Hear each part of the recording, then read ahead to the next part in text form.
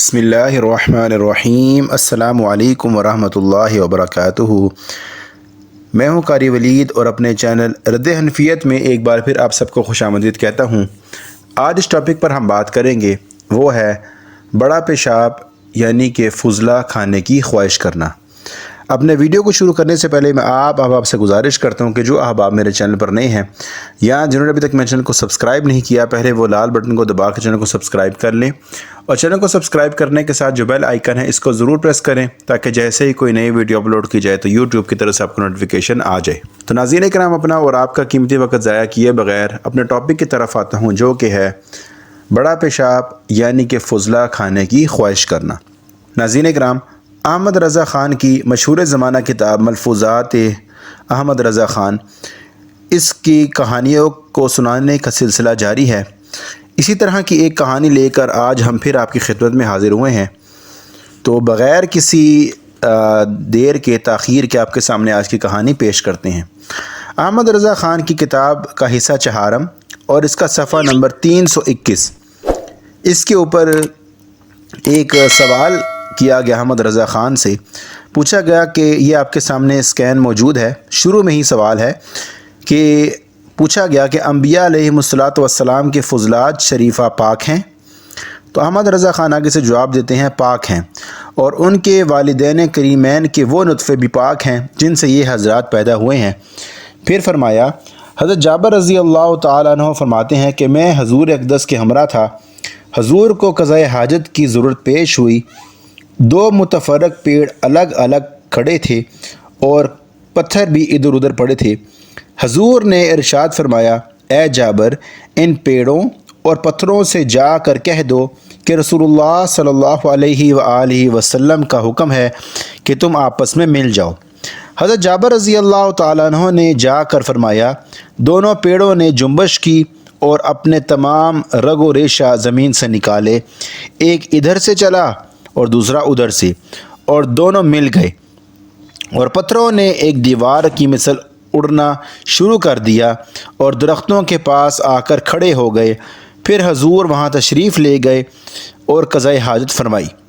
جب فارغ ہو کر تشریف لائے، میں گیا اس قصد سے کہ جو کچھ خارج ہوا ہے اس کو کھاؤں، لیکن وہاں کچھ نہ تھا، البتہ اس جگہ مشک کی خوشبو آ رہی تھی۔ فرمایا، ان پیڑوں اور پتھروں سے کہو اپنی اپنی جگہ واپس چلے جاؤ، اور اپنی اپنی جگہ چلے گئے۔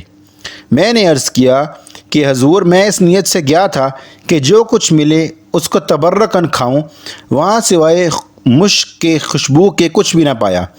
فرمایا، یعنی کہ نبی کریم صلی اللہ علیہ وآلہ وسلم نے فرمایا، کیا تم کو معلوم نہیں کہ زمین نگل لیتی ہے جو انبیاء سے خارج ہوتا ہے؟ پھر مسکرا کر فرمایا کہ جو چیز اچھی ہوتی ہے اس کو زمین نہیں چھوڑتی۔ پھر فرمایا کہ سب انبیاء علیہم السلام طاہر محض ہیں، اور جو شے ان کے علاقہ رکھنے والی ہے، ان سے کوئی فضلہ خارج ہو جو ہمارے لیے ناقل فضل وضو ہے، بے شک ان کا وضو ٹوٹ جائے گا۔ اب یہ کہانی اس لیے کہا گیا ہے کہ یہ جتنی بھی آپ کو بتایا گیا ہے، احمد رضا خان نے اس کو حدیث بنا کر پیش کیا ہے، جبکہ اگر ہم حدیث میں دیکھتے ہیں تو یہ جو تفصیلات ہیں یا جو اس کو مرچ مسالہ لگا کے ایک دلچسپ بنایا گیا، یہ تو ہے ہی نہیں حدیث میں۔ آئیے ہم آپ کو صحیح حدیث کی طرف لے کر چلتے ہیں کہ حدیث میں کیا درج ہے۔ بلا شبہ وہ حدیث ضعیف ہے، لیکن ہم پھر بھی کوشش کریں گے کہ اس حدیث کو پڑھ لیں جس میں یہ اس کا ذکر ہے، آپ کو پتہ چل جائے کہ حدیث میں کیا بات ہے اور احمد رضا خان نے اس کو کیا بنا کر پیش کیا گیا ہے۔ یہ آپ کے سامنے حدیث موجود ہے۔ یہ حدیث اصل میں حدیث کی دو کتابوں میں درج ہے، ایک سنن ابو داؤد میں اور سنن ابن ماجہ میں۔ پہلے ہم آپ کے سامنے ابو داؤد کی روایت رکھتے ہیں۔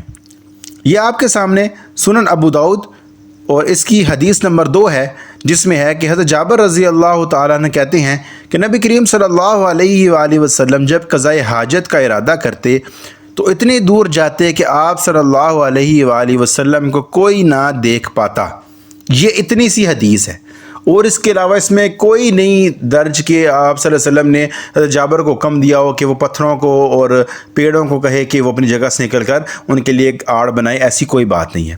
यही हदीस की दूसरे किताब ये आपके सामने मौजूद है। सुनन इब्न माजा का मतन भी सुनन इब्न माजा में है।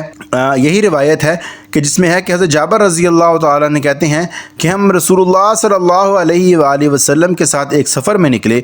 आप सल्लल्लाहु अलैहि वसल्लम क़ज़ाए हाजत के लिए उस वक़्त तक ना बैठे जब तक कि नज़रों से ओझल ना हो गए।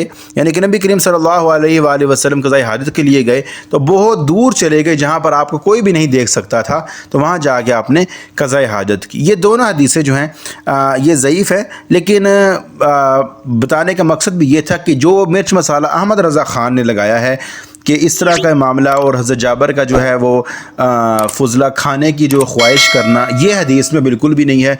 ये एक कहानी है जो अहमद रज़ा ख़ान ने गढ़ी है। तो अहमद रज़ा ख़ान की कहानियाँ हम आपके सामने पेश कर रहे हैं। इंशाअल्लाह अगली दफ़ा आपसे मिलेंगे एक और कहानी के साथ।